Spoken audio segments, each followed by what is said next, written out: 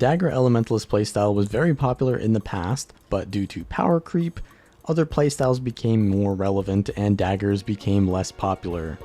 However, recently there was a balance patch that buffed some of the dagger skills and added some new trait options for dagger builds. So we're going to go over those changes in this video, go over the current build that I think is the best for Dagger Ellie, and then we'll show the combos that are enabled by the new changes, and of course some gameplay. So let's start out by showing the dagger build. It's celestial stats. Rune of Balthazar, this is going to give you 100% burning duration. Burning is your highest amount of damage. It is overcapped, but you'd rather be overcapped than undercapped when that's your most important stat. Then we've got the cleansing and geomancy sigils. Cleansing is really nice because even though we have a lot of condition cleanse on this build, we're also using the Nyos relic, and that gives you extra healing whenever you cleanse a condition, and this gives you really high amounts of sustain. So it's pretty good synergy, and you get countered by conditions still on this build more so than anything else because of chill and confusion. So the cleansing sigil is pretty good, but if you wanted just more damage, then just go for doom sigil instead of cleansing there. For the traits, we go for fire, which is nothing new here. It's just the burning stuff and smothering auras for more cleansing. And then in earth, we get the protection when you gain an aura. There's a lot more aura generation now on the build, so this protection time is going to be pretty much permanent. And then we've got a little bit more condition duration here from Strength of Stone. Not too important what you take here, you could take either of them, but this just gives you more damage because that's usually going to be what you want to do the most.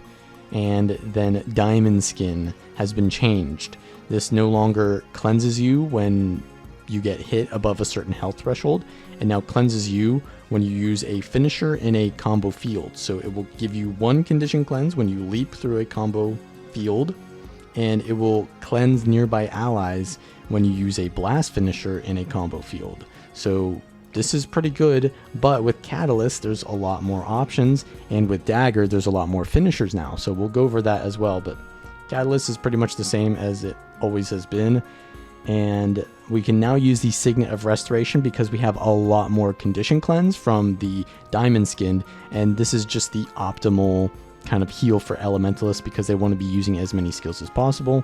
And now we can use that because before we really wanted the Soothing Water to get extra condition cleanse to not get countered, but we really want to be using the most value oriented Signet of Restoration heal, which now we can do. So what changed besides Diamond Skin? Well, Dagger 2 in air is now a finisher of a blast finisher. So we can use that with other skills. So we can use the burning speed, and we can precast the air 2 into that. So that'll give a combo finisher fire with blast, which will give you might. So we can do that before or after. So we can do Ring of Fire, and then we can do Air 2, and because we're a Catalyst, that gives us a Shocking Aura, and we can transmute that for a stun, and then we can use the Shocking Aura again that we get from the skill itself and stun again, and then we can use Elemental Celerity and do that again. So that's a triple stun from the Shocking Aura there if you also use your elite skill and get the combo in that. Also, the thing you can do here, you saw the area might actually happens there even though the skill didn't land, because the fire field apparently happens while you're mid casting that. So that's a pretty nice combo as well, because that gives you the might right before your burning speed lands, and it also gives you the fury from convergence right before the the burning speed lands as well, which is one of your highest hitting abilities. So that's really nice. But also, say for example you have deploy Jade Spear, which gives you a combo field lightning, and now we can give us swiftness from that because lightning with blast gives swiftness. So we now get swiftness from updraft, and we get swiftness from the blasting of the lightning field, and that means that we don't need any kind of like air trait lines or a traveler rune anymore. So we've got swiftness permanently just from the build itself without any other sources, which is nice because now we get extra stats that we didn't have to trade off before. But that's not all. They've also given the blast finisher on the frozen burst, the water 3. Now it gives a field of ice before that. So you basically create a ice aura, which you can then transmute, and then you can transmute the frost aura again. So they really allow you to do a lot of aura generation, and with all these traits that are giving you cleansing and protection whenever you gain an aura, you're getting a lot of synergy. So you get protection, you get condition cleansing, that makes you pretty much have resistance to both the damage types, so you're going to be very survivable on this build. So let's talk about the combos that you want to be using now. Normally you would go in with the Dagger 4 in air, and then I would just spam my 2 and 3 off cooldown. But you don't want to do that anymore because you can overlap auras then, because you're going to get an aura from the Catalyst minor trait, right? Elemental Epitome, which has a 10-second interval. So you want to use that first with your Jade Sphere, because you'll get a shocking aura which you can then transmute. And if you gain a shocking aura while you already have one, it just overlaps and you can't transmute twice. So you want to wait to use the 3, want to do your 2 into the air Jade Sphere first. That'll give you swiftness and the combos, and then you can, after transmuting that, use the next one and then transmute that. And from there, when they're stunned, you can do updraft, and from there they're going to be stunned into another big stun. So the updraft is a much longer stun than the shocking aura transmute, so you generally want to land that into your burst combo. But say you didn't have the Jade Sphere up, say you didn't have enough energy, then you wouldn't want to use the 2 skill because you wouldn't have anything to combo it with normally, because that's the start of your combo. You don't have any fields up, and what you'd want to do is save the 2 skill for right before you swap out of the air attunement. So what I'll do is I will do the 3 into 5 and then 2 swap to fire and then 3, and that gives me the fury and the combo finisher with the burning speed. So I'm getting might and fury right before my burning speed. And I'll also sometimes replace armor of earth with the glyph of elemental power, so I can do that right before the burning speed lands for extra burst. But that's really up to you. I mean, having armor of earth is pretty safe, but you do have a lot of stability already, so it's really up to you there. But after you do that, then you want to just use your fire grab, so 3, 5, 4, 2, and then from there use the field of fire to get more auras and to do just more bleeding damage from the earth combos. And from there you go into water attunement and use the 3. It's a little bit bugged right now, so like I didn't get the frost aura there because it didn't combo finisher into it for some reason, so sometimes it just doesn't work. But yeah, that can kind of throw you off sometimes. But normally when it works, maybe if they fix this bug later, then you do the 3 first, then transmute, use the 5, and then transmute the 4 again. And you could potentially even use the say, like, for example, you just left the earth attunement, right? You could use one of the finishers and then swap into water and immediately create the water field to give you some healing combo finishers, right? Also, since we have so much more CC with more shocking aura access, we don't need to use our elemental celerity for air attunement necessarily. I kind of like to use it more in fire or even earth, because earth gives both damage and CC, and it kind of allows you to like set up your next rotation. So like say you'll do your air, fire, earth, and then you'll earth again with elemental celerity, and by the time you're done using the earth the second time, your air is up again, so it has like a really long sustained combo.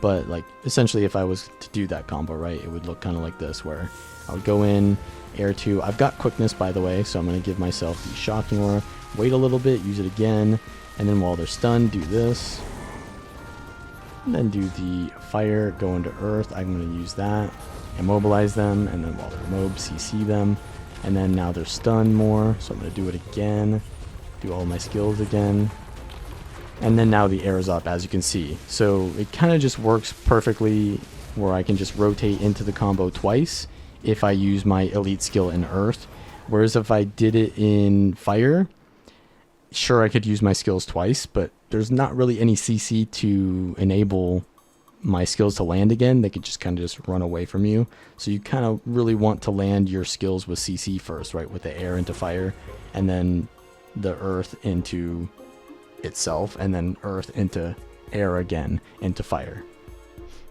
Here's a 1v1 with a Celestial Harbinger. This is probably one of the best 1v1 builds in the game for quite some time now, and they've only buffed it now for some reason. But anyways, this is not an amazing matchup, even though I can win it, because they have a lot of ways to put conditions on me, and they can pretty much transfer my conditions back to me. So I want to be careful of that. But mainly the idea here, right, is I want to land my CC on them, and then I want to follow through with my fire burst, and then CC them more so that they can't cleanse that, and potentially even, you know, put some cover conditions on so that they can't transfer all of them back. And another thing that you want to do against Celestial Harbingers in general, not just on this build, is you want to stand behind them always. So if you're like a melee build, constantly rotate behind them so that they can't just always face you, because a lot of their damage is facing you. The pistol, the shroud autos, they need to face you, and if you're constantly moving behind them, you might cancel some of their attacks as well, which makes the rotations a lot less effective. So here in this matchup, I am now in the earth. I'm doing CC. I wasted my block there, and they just used their elite on me, so I'm using the water attunement to cleanse. Here's the combo in my air 2 with the lightning field to get some extra cleanses from the auras that I generate, and also my swiftness uptime. I get a CC here, but they don't get stunned by that secondary one. But I'm just going to follow through with my fire into earth burst anyways, and they don't dodge that, so the CC didn't really matter. And now I've gotten quite a bit of condies on me, so I use the transmute in water first before blocking. I've got my auras up now because I'm doing the combos. I get a nice CC, so I'm going to use the air to CC even more because I kind of messed up the rotation there. So I wanted to get the air 5 before doing my fire burst combo, and that didn't really work out. So I used the elite skill there to kind of like get another second chance at that burst.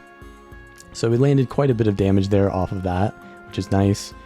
Also, I am using the Armor of Earth, but I think that the Glyph is actually better in this matchup because you don't want stability, because that can just get corrupted into fear against the Necromancer. So the Glyph of Elemental Power is a lot better, in my opinion, in this matchup, because it gives you the extra burst you need to finish them off, and it doesn't get you corrupted into fear.